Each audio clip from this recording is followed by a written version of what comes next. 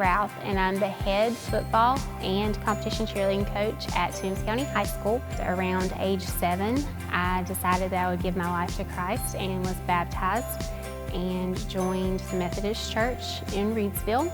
And from there, just like every Christian relationship with Christ, you have your ups and your downs, and I've just continued to grow as I've developed into where I am. One of the biggest things I love is the relationships that I build with my kids. The relationships that you build during the season and those that continue to grow while the kids are in high school, and those relationships that last once they've graduated and gone off to college. You know, I get to sit here and watch them grow and mature, not only as young ladies, but also as athletes, and that's the neat part, is watching who they become and where they go and what they do with their lives.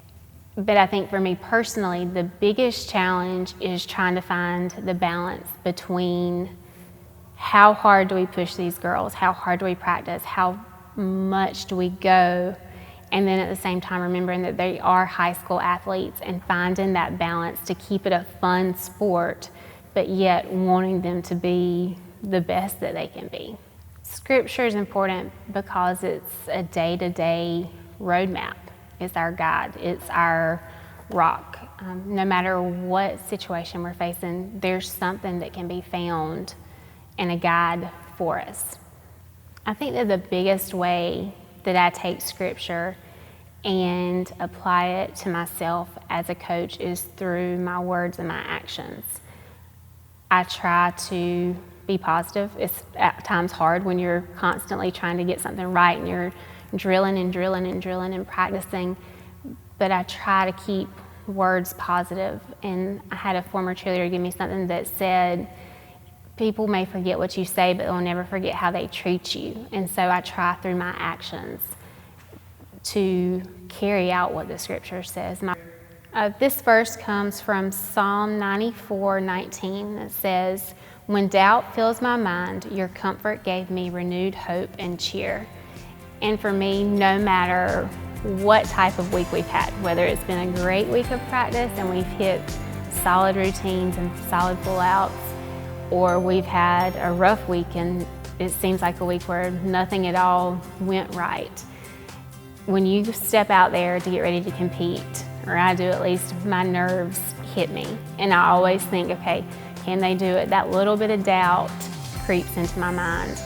And this is just a verse that don't let that doubt creep into your mind. Renew your mind and be comforted with hope and cheer, which is so perfect for what we do, because have hope for what these girls are about to do. I have enjoyed getting up on Friday mornings and being part of the Friday morning FCA huddle groups, because it's just been motivation, it's been encouragement.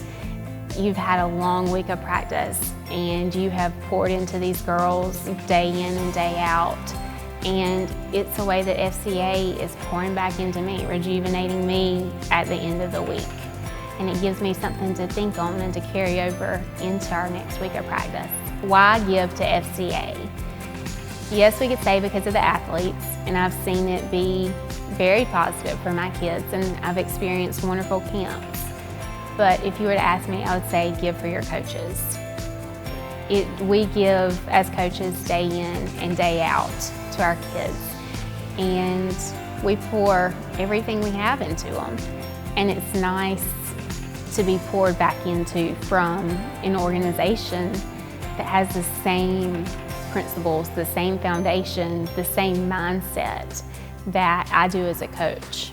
And so I'm greatly appreciative for the huddle groups that they have, just stopping in to check in on me, the text messages. So if you're gonna give to FCA, give for your coaches.